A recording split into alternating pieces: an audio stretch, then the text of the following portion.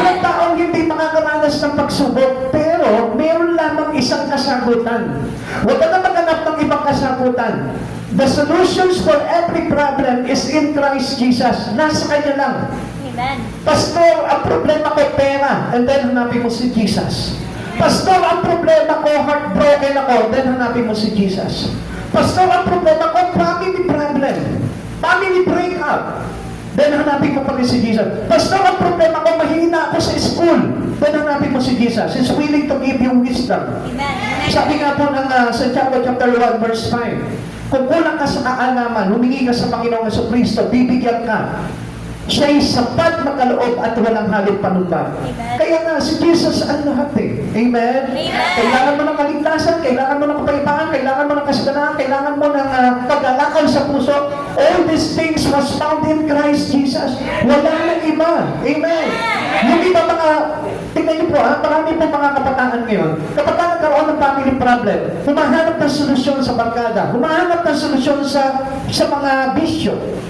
Amen? Which is wrong. Mapapahamak tayo nun. Hanapin mo yung isang church na kung saan magtuturo sa iyo at magpapakilala sa iyo kay Jesucristo. That was the true answer for every problems that we have. Kaya tandaan po natin, lahat tayo may pagsubok, pero iisa lamang po talaga ang kasagutan po dito. And that was genuine. Yung tayo po yung manampalataya kay Jesucristo. The difference was in the foundation. Ang pagkakaiba po dito, parehas bagyo, pero ang magkaiba po dito, yung kanila naging foundation. The house built on the rock stood firm. Yung nasa ibabaw ng bato, naging matibay. The house built on the sand collapsed. Yung nasa buhangin na tinayo, nabuwan. Ang tanong dito, ikaw, saan ka nakatatag ngayon? Kay Kristo ba o sa mundo? Ang tinutukoy dito na bato ay walang ibang kundi si Jesus. At ang tinutukoy dito na buhanginan ay ang mundo ito. Amen. Na kapag itinatag mo lamang ang buhay mo, dito lamang sa mundo ito, without Christ Jesus, magkukolaps ka pagdating na araw. Amen. You will lose your salvation. You will lose to enter the kingdom of God. Kaya nga ingatan niyo, mga kapatid sa Panginoon, examine the foundations of your life. Suriin mo kung saan ngayon ang pundasyon mo. Marami tayong pangarap sa mundong ito. Pero unang-unang dapat na pangarapin mo, dream of Christ Jesus.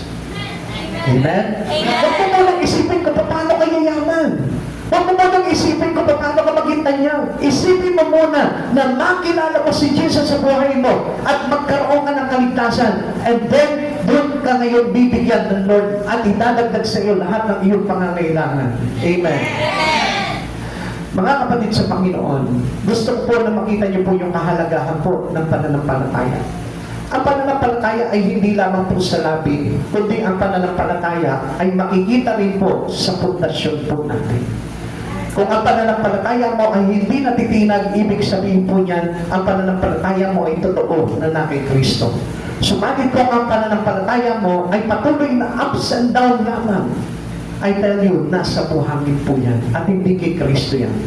Always mark it into your heart that Jesus Christ is our strong foundation that cannot be shaken. Pag meron kang Jesus sa buhay mo, ano bang mga pagsubok ang dumating sa buhay mo, hindi ka na matitigatin. Hindi ka na mayayanig ng anumang pagsubok. Kaya nga po, marami po natatakot sa buhay. Naku, baka mamaya, hindi ako yumaman pagdating na araw. Ano? Basta meron kang Jesus sa buhay mo, dahil mo pa kamayaman. Kaya sa oras na ito, tanggapin mo na po puso si Jesucristo sa buhay mo. Mali mo, ito yung challenge ng buhay mo. Na kung bakit, halimbawa, marami kang problema ngayon.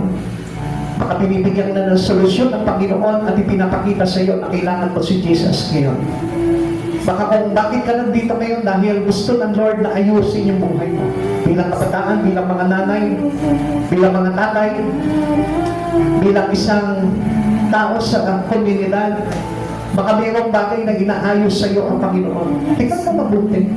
Makinig ka sa salita ng Diyos. Do not ignore the words of God sapagkat mayroong mensahe ang Diyos tiyak na tiyak sa buhay mo ngayon.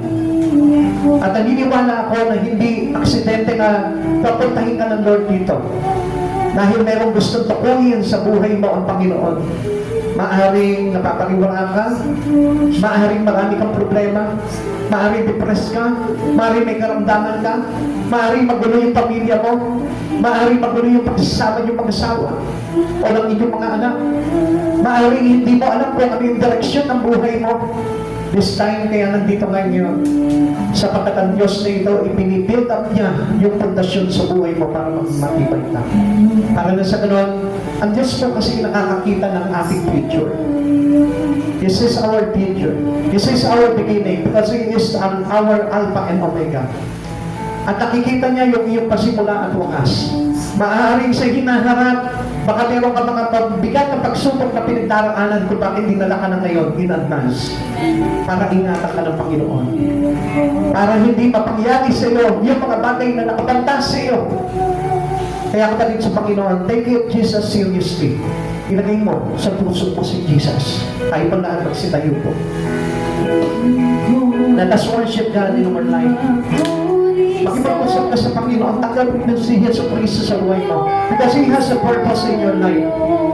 Unang-unang gawin mo, bago matapos itong gawain na ito, manampalataya ka kay Jesus Cristo ng buong katotohanan. Paglingkuran mo siya, sambahin mo siya, tanggapin mo lahat ng mga pangungusap niya sa buhay mo, pakinggan mo. Sapagkat may mensahe siya na ginagawa ngayon. Sapagkat may nais siyang gawin sa buhay mo.